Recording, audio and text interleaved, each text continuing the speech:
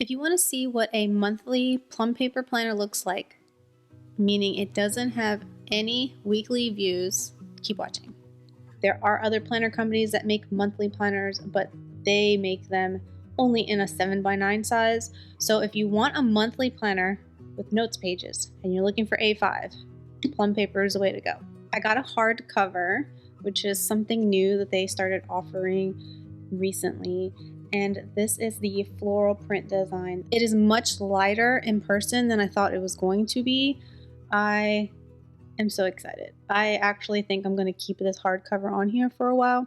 My intention with getting it on a hardcover was because I wanted it so that it could bump up my coil size. Earlier this year, I got a daily undated, and I picked it with a hardcover. And after about a month, I snipped off the hardcover and popped on an interchangeable one, and that dramatically made the planner lighter, and I loved it. So I knew when I was building this one that I wanted to do the same. That way I can give myself that bigger coil and that ability to snip that off. Speaking of coil size, let me see if I can tell you about how big this coil is. It's about a 1.5 inch coil, which is not that big. I think this is probably similar to what you would find on an 18-month Erin Condren, although I'm not sure. I don't have my 18 months right here next to me to kind of put it next to, but I love it. This I got is an A5 size. So this is an A5 monthly planner, and I did a little bit of customization to it. So I don't know if that made the coil even bigger, but I did do a 15-month planner.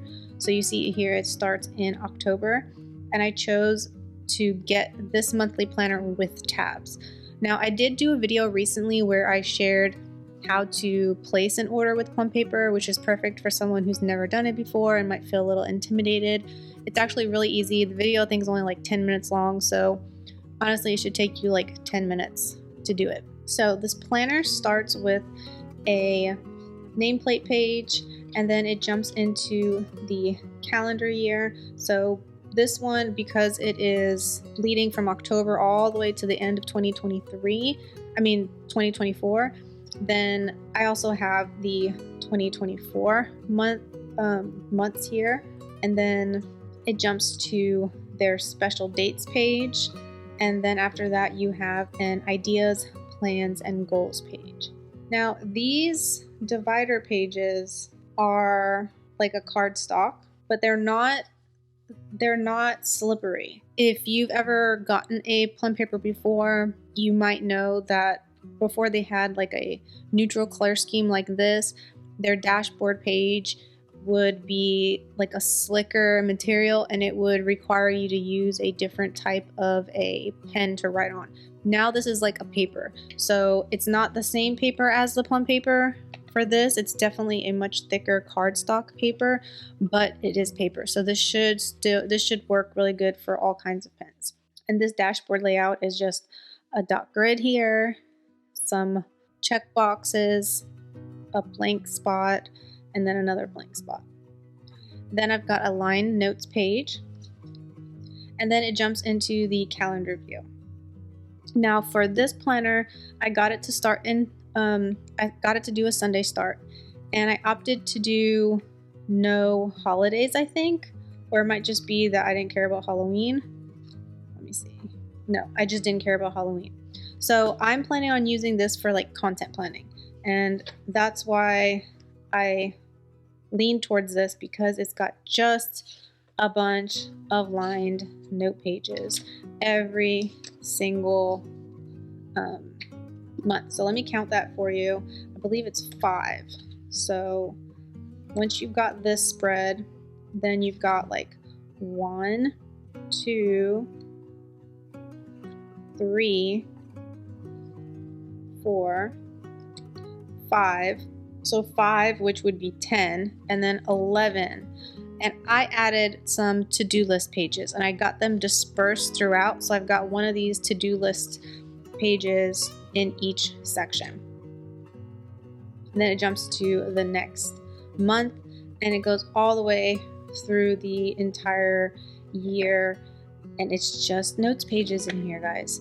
This is so cool. I think I also added, yeah, at the very end, I added a notes tab section,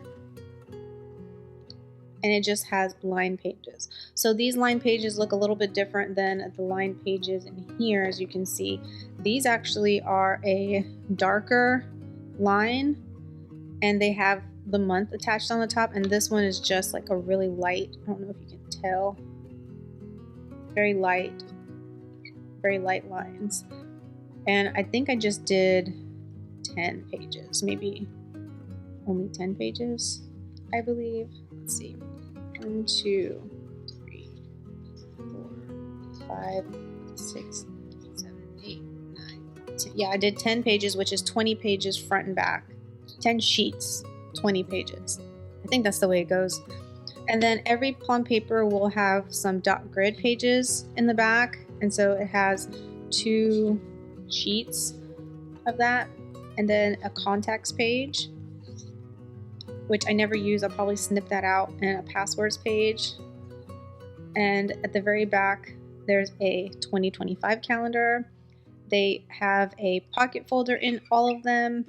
And I added a vinyl pocket, which you can stick papers in here. This is good for sticking like sticker sheets or something to protect it so that it doesn't get damaged.